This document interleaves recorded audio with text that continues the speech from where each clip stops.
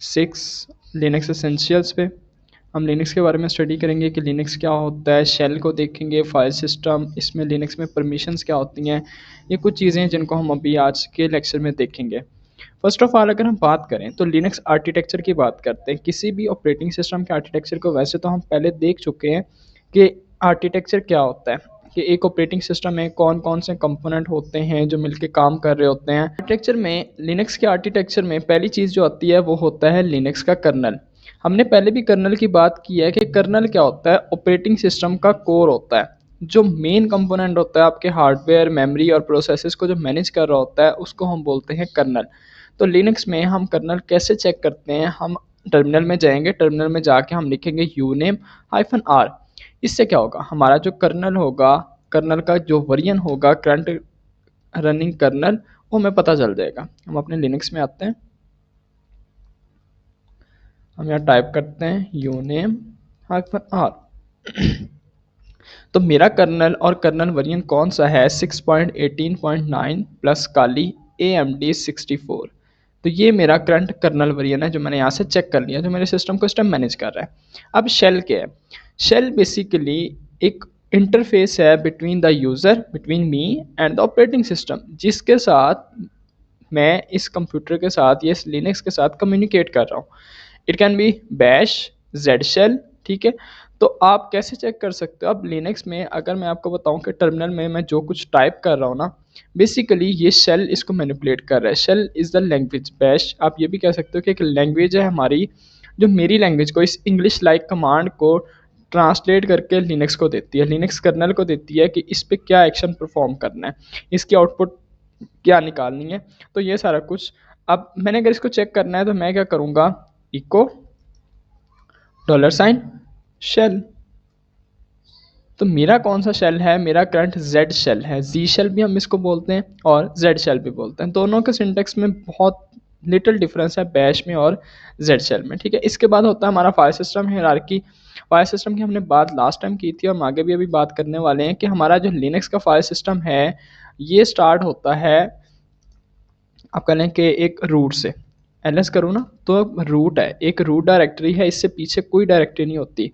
ये स्टार्ट कहाँ से हो रहा है, ये रूट से स्टार्ट हो रहा है, ये वाली डायरेक्टरी रूट से स्टार्ट हो रहा है और इसके आगे इसमें मल्टीपल बिन डायरेक्टरी है या होम डायरेक्टरी है या आगे मल्टीपल जितनी भी डायरेक्टरी, हम इसको अभी आगे जाके स्टडी करेंगे। इसके बाद नेक्स्ट है हमारे पास user space and kernel space.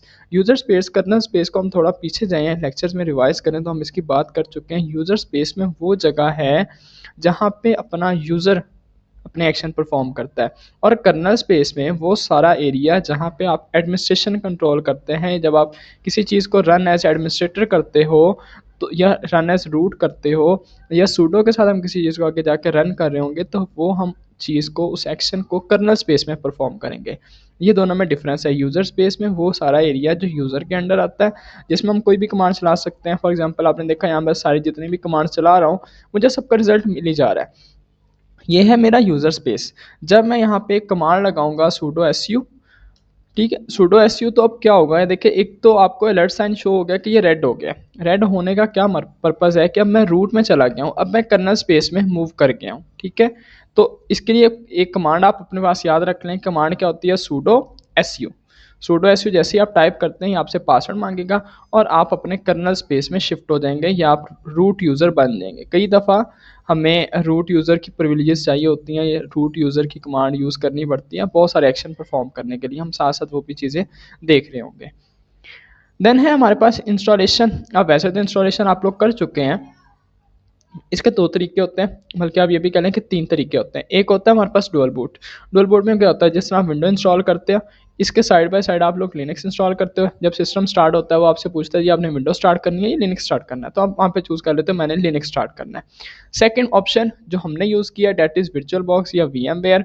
अब इसमें क्या होता है, इसमें हम होस्ट के ऊपर, जो हमारा बेस ऑपरेटिंग सिस्टम होता है उसके ऊपर ही हम गेस्ट ऑपरेटिंग सिस्टम को इंस्टॉल कर लेते हैं।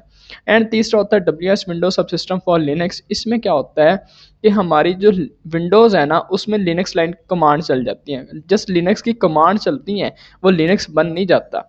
लिनक्स की कमांड हम उस पर जस्ट प्रैक्टिस के लिए यूज़ कर सकते हैं, ठीक है। हमारे लिए जस्ट जो बेस्ट ऑप्शन है जो हम अपनी रिसोर्सेज के हिसाब से हम यूज़ कर रहे हैं वो है वर्चुअल बॉक्स एंड VMware।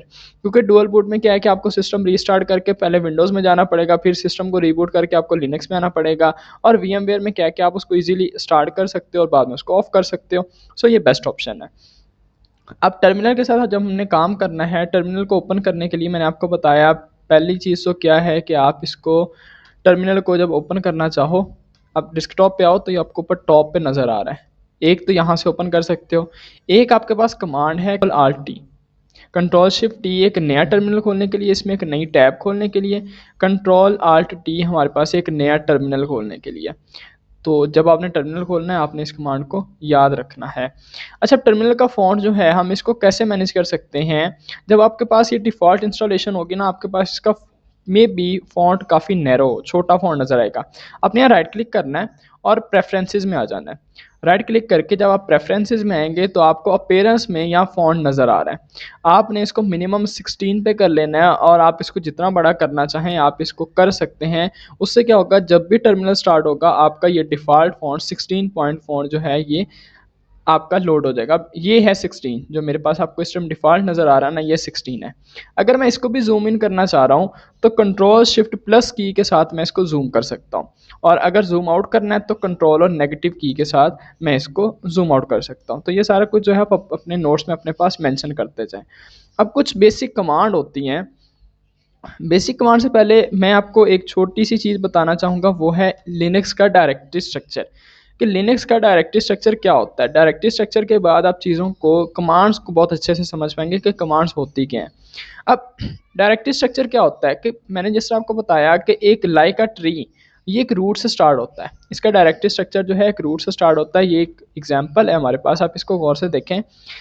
सबसे पहले यहाँ पे आ रहा है रूट, जो मैंने एक स्लैश लगाई थी ना, वो रूट आ रही थी। तो हमारा जो सिस्टम का आर्किटेक्चर है, जो फाइल सिस्टम है, वो यहाँ से स्टार्ट होता है। इसके बाद इसमें मल्टीपल डायरेक्टरीज होती हैं, that can be bin, opt, boot, dev, root, sbin, etc, srv, home, lib, temp, user, media, var और माउंट, mnt। अब इनमें से हमारे काम की कौन सी हैं? यहाँ पे कुछ लिखी हुई हैं जो आपके काम की हैं, जिनको आपने याद रखना है। Slash home, home for users, जहाँ पे मेरे यूज़र्स का डाटा स्टोर होता है। मेरे लिनक्स में एक यूज़र हो, मेरे लिनक्स में 10 यूज़र हो, जहाँ पे इनका डाटा स्टोर होता है, this is my home directory. Slash E T C for configuration. अब कॉन्फ़िग फाइल्स क्या होती हैं? आपने देखा होगा कि किसी भी प्रोग्राम को अगर रन होना है तो उसकी हमें कुछ बेसिक कन्फिग्रेशन करनी पड़ती हैं। आप कोई भी नया मॉड्यूल लेके आओ, कोई भी नई चीज़ लेके आओ, जब आपने उसको फॉर फर्स्ट टाइम रन करना है, कोई नया सॉफ्टवेयर भी इंस्टॉल करो, विंडोज़ आप इवन गेम भी इंस्टॉल करो, तो उसकी कन्फिग्रेशन होती हैं, जिसको हम सेटिंग भी कहते हैं ना, कि यार मेरे मोबाइल में इस ऐप की सेटिंग कर दो। ये वो कन्फिग्रेशन फाइल होती हैं। इसके बाद स्लैश वार, इसमें होते हैं हमारे लॉग्स। अब लॉग्स का मैंने आपको बताया था कि हमारी जो एक्टिविटी होती है, ट्रैक ऑफ एक्टिविटी, हम जो कुछ परफॉर्म कर रहे हैं वो सारा कुछ लॉग में आता है।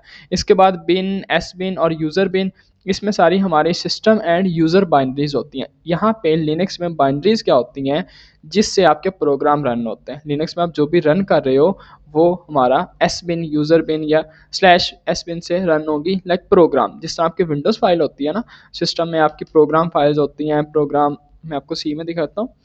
देखें यहाँ पे एक आपकी कुछ प्रोग्राम फाइल हैं, जिस तरह मेरे पास AMD सिस्को पैकेट रेसर है, या टेनेबल है, अनियन शेयर, कुछ भी मल्टीपल प्रोग्राम पड़े हैं ना, तो इनकी फाइल्स यहाँ पड़ी हैं जिससे ये रन होते हैं। इसी तरह लिनक्स में जो हमारे पास बिन है या बाइनरीज हैं, ये वहाँ से रन होते हैं। अब कुछ इंपॉर्टेंट फोल्डर यहाँ से मैं आपको बताता हूँ। बिन का पता चल गया।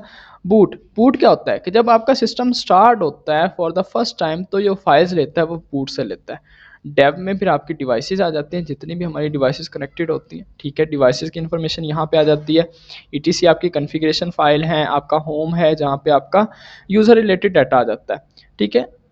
और इसके अलावा मीडिया में आपका मीडिया आ जाता है, लाइक हमारी वीडियो, डॉक्यूमेंट, ये सारा कुछ इसमें आ जाता है। एंड माउंट में हम जो भी एक्सटर्नल डिवाइस लगाते हैं वो हमारे पास MNT में शो हो जाती है।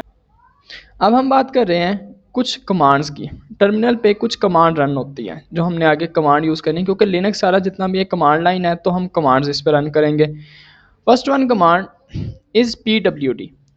आपने अपनी लोकेशन कैसे चेक करनी है कि आप अभी कौन सी जगह पे कमांड रन कर रहे हो। मैं क्या करूँगा, मैं टाइप करूँगा pwd। तो pwd मुझे शो करवा रहा है कि मैं स्लैश होम आपको देखी देखी लग रही होगी, ये देखो यहाँ पे हमारे पास आ रही थी स्लैश होम, ये आ नहीं है स्लैश होम। मैं इस टाइम कहाँ पे हूँ, let me change its colour. मैं रूट से आगे होम, और होम से आगे जो मेरा कस्टम यूज़र बना हुआ है with the name of ghost, आपका अपना कोई भी नाम होगा, तो उसमें मैं इस टाइम वर्किंग कर रहा हूँ। आप गौर से देखें तो देखें, अब मैं cd करके, मैं आपको लास्ट टाइम cd की कमांड बताई थी, cd करके मैं अपनी डायरेक्टरी को चेंज कर सकता हूँ। पर cd से पहले मैं ये चेक करूँगा कि यहाँ पे कौन कौन सी फाइल एंड फोल्डर मौजूद हैं। उसके लिए कमांड होती है डेट इज़ ls को यूज़ करूँगा। अब यहाँ पे देखो env फाइल भी है, hs फाइल भी है, myenv, म्यूज़िक, पब्लिक, वीडियो, बहुत सारी चीज़ें हैं, डिस्कटॉप भी है। मैं cd इसके आगे डिस्कटॉप टाइप करूँगा।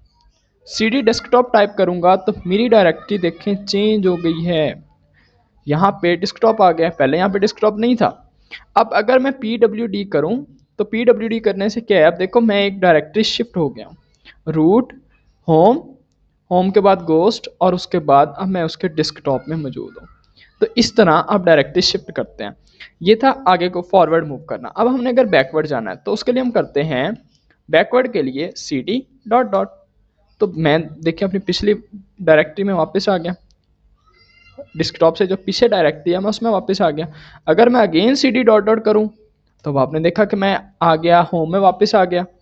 ठीक है, pwd करूँ, अब मैं होम में हूँ।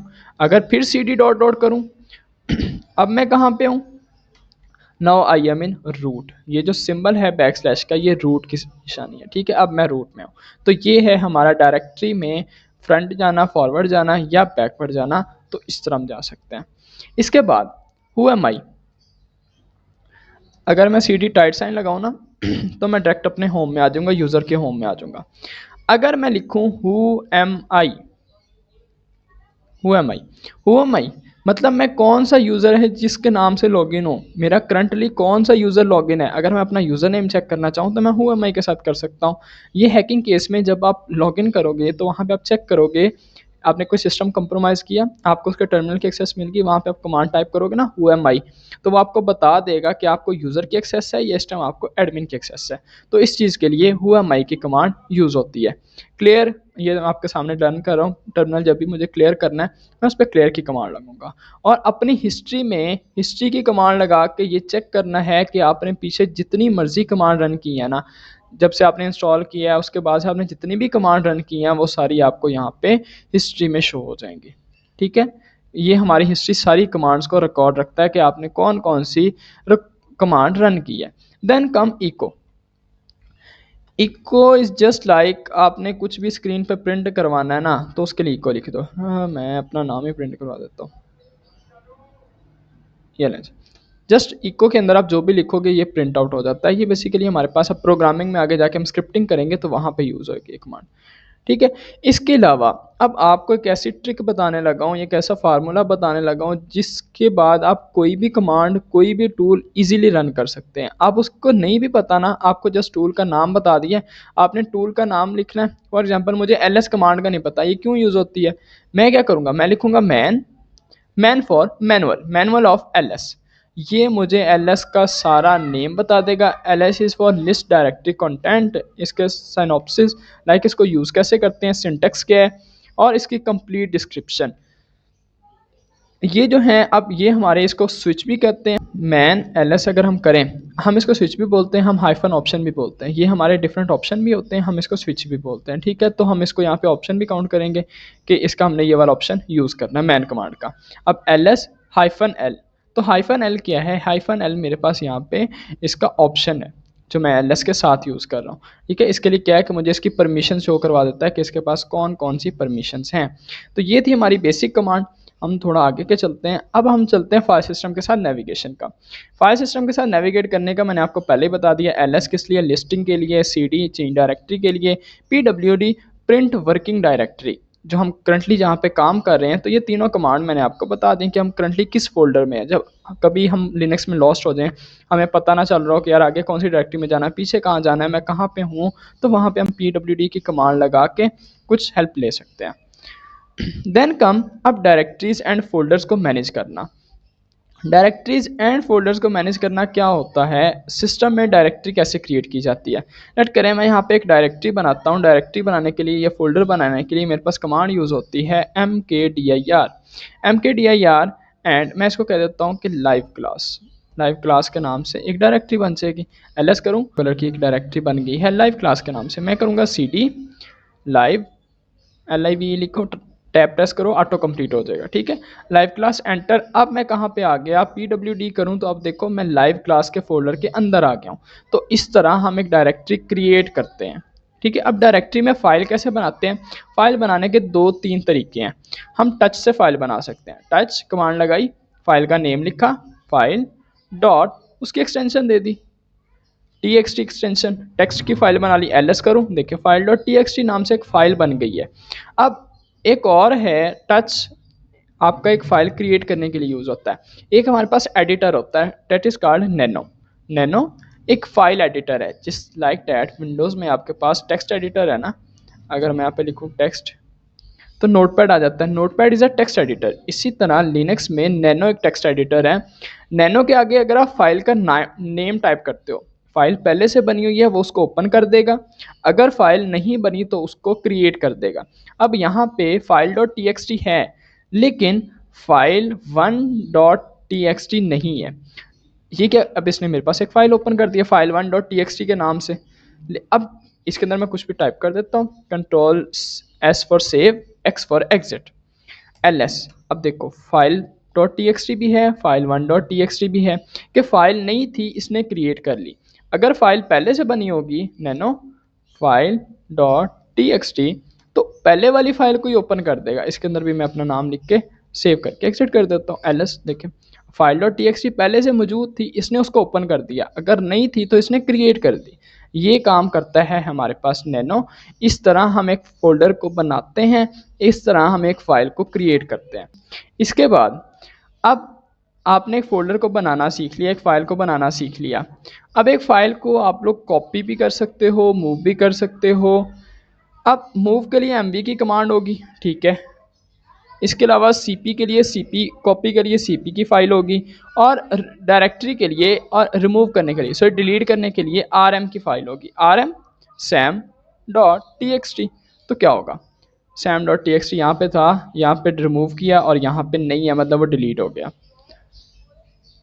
RM अरसलान, या देखो RM anything star anything, do you want to delete everything, yes. ls देखो हर चीज़ उस फोल्डर से डिलीट हो गई है। अगर मैं RM के आगे स्टार साइन लगा देता हूँ तो इसका मतलब जितनी भी चीज़ें यहाँ मौजूद हैं वो सारी डिलीट कर दो। ठीक है, अब मैं इस फोल्डर से पीछे बैक आता हूँ, ls करता हूँ। अब यहाँ पे लाइव क्लास नाम से फोल्डर अभी मौजूद है। मैं करता हूँ RMDIR, remove directory. RM for file, for directory it is RMDIR। RMDIR live class and ls करो। अब देखो लाइव क्लास का फोल्डर जो है उड़ गया हुआ है। ठीक है, इस तरह हम एक डायरेक्टरी बनाते हैं, उसको उड़ाते हैं, फाइल बनाते हैं एंड दिस एंड दैट। अगर आप लिनक्स में एक और चीज़ है कि अगर आपकी डायरेक्टरी में या आपके फोल्डर में कुछ फाइल्स पड़ी हैं तो आप उसको उड़ा नहीं सकते, डिलीट नहीं कर सकते। उसके लिए हम क्या करते हैं, RM-RF, उसका RF ऑप्शन यूज़ करते हैं और उसको हम उड़ा देते हैं या उसको हम डिलीट कर देते हैं। हम परमिशंस की बात करते हैं। परमिशंस को हम ऑलरेडी कवर कर चुके हैं। परमिशंस को हम राइट, रीड, राइट, एग्जीक्यूट, हम इसको पहले अपने लेसन में कवर कर चुके हैं, क्योंकि ये स्लाइड्स पहले की बनी हुई थी, इसमें कुछ चीज़ें पहले वाली हैं हमारे पास, तो हम उससे आगे चलते हैं। अब एक और नई चीज़ है आप लोगों के पास, परमिशंस इन न्यूमेरिक फॉर्म। परमिशंस को न्यूमेरिक फॉर्म में मैनेज करना, ये बहुत ही मज़े की चीज़ है और आपके उस रीड, राइट, एग्जीक्यूट से बहुत ज़्यादा ये एडवांस भी है, और आप इसको ये भी कह सकते हो कि ईजी है, easy to understand, easy to manage, and इसको आगे यूज़ करना आसान है। अब क्या होता है कि हमने एक बात की थी कि एक परमिशन होती है यूज़र के लिए, एक होती है ग्रुप के लिए, और एक होती है हमारे पास अदर्स के लिए। पास रीड, राइट एंड एग्जीक्यूट है ना, रीड, राइट, एग्जीक्यूट। रीड होता है 4, नॉट एग्जीक्यूट 4, ठीक है, ये 2 होता है और ये 1 होता है। रीड को हम नोमिनेट करते हैं 4 के साथ, राइट को हम नोमिनेट करते हैं 2 के साथ, और एग्जीक्यूट को नोमिनेट करते हैं 1 के साथ, जिसका सम होता है 7। अगर आपने यहाँ पे 6 लिख दिया तो मतलब रीड और राइट की परमिशन है, अगर सिर्फ 4 है तो रीड की परमिशन है, सिर्फ 2 है तो राइट की परमिशन है, सिर्फ 1 है तो एग्जीक्यूट की परमिशन है, 7 है तो तीनों परमिशन है, अगर 6 है तो 4 और 2 की परमिशन है, अगर 3 है तो राइट और एग्जीक्यूट की परमिशन है, अगर 5 है तो रीड एंड एग्जीक्यूट की परमिशन है। ठीक है, इसका एक सिंपल सा फार्मूला याद रखें कि रीड 4, राइट 2, एग्जीक्यूट 1। जहाँ पे आपको 7 नज़र आ रहा है मतलब वहाँ पे तीनों परमिशन है, अगर यहाँ पे 6 है तो मतलब पहली 2 परमिशन है, अगर 5 है तो पहली और तीसरी है रीड की और एग्जीक्यूट की परमिशन है, राइट की परमिशन नहीं है, अगर 3 है तो मतलब ये 2 परमिशंस हैं। ठीक है, तो इसको हम इस तरह मैनेज करते हैं। अगर आपने किसी को परमिशन देनी है तो हम करते हैं chmod +7 read write execute, then 4 only for read and for others only to read। 744 का क्या हो जाएगा कि पहले के पास है रीड राइट एग्जीक्यूट, इसके पास ओनली रीड, इसके पास भी ओनली रीड। तो इस तरह हम परमिशंस को मैनेज करते हैं यूजिंग द नंबर्स। चलिए इसको क्लियर करता हूँ, अपने डेस्कटॉप में आता हूँ, डेस्कटॉप में आके अब यहाँ पे एक नया फोल्डर क्रिएट करता हूँ mkdir परम के नाम से। ठीक है, तो cd पर जिसमें हम परमिशंस को मैनेज करने वाले हैं, क्लियर करता हूँ फॉर ऑल, क्लियर। अच्छा, अब यहाँ पे मैं एक फ़ाइल बनाता हूँ, टच से फाइल बनाता हूँ arsalan.txt, ls-l करता हूँ इसकी परमिशन चेक करने के लिए। बाय डिफ़ॉल्ट जो परमिशन आपको मिली हैं वो है read right and only read की परमिशन। मैं इसमें परमिशंस को चेंज करना चाह रहा हूँ, मैं करता हूँ chmod प्लस, पहले में देनी है मुझे फुल परमिशन, दूसरे में मुझे देनी है सिर्फ रीड और तीसरे में देनी है सिर्फ रीड। किस फाइल को? arsalan.txt को। ls करूँगा, ls-l करूँगा। अब देखो read write execute, read right and read. अब आप लोग ये पूछेंगे कि हमने तो उसको सिर्फ 4 दी थी लेकिन उसके पास राइट की परमिशन कहाँ से आई? एक चीज़ देखो कि यहाँ पे राइट की परमिशन पहले से उसके पास थी बाय डिफ़ॉल्ट और मैंने उससे वापस नहीं ली थी। अगर मैं उससे वापस लेना चाहता हूँ मैं क्या करूँगा, chmod माइनस, पहले से कुछ नहीं निकालना, 0, दूसरे से क्या निकालना है, दूसरे से मुझे निकालनी है राइट, मतलब 2 निकालना है, और तीसरे से भी कुछ नहीं निकालना है। किस पे? फाइल कौन सी है? arsalan.txt, ls-l। अब देखो भाई, पहले को क्या आ गया, रीड राइट एग्जीक्यूट आ गई, दूसरे को सिर्फ रीड की आ गई और तीसरे को भी सिर्फ रीड की आ गई। जो मेरी कमांड थी chmod प्लस, अगर मैं करूं +777 ऑन arsalan.txt, ls-l, लो चेक करो, परमिशन भर भर के दी हुई है, read write execute, read write execute, read write execute. तो this is the fundamental of permission management. इसके बाद आपका है एक hands on lab. Hands on lab में आपने जितना कुछ भी अभी सीखा है आपने इसको कंबाइन करना है, ये सारी कमांड्स को आपने रन करना है।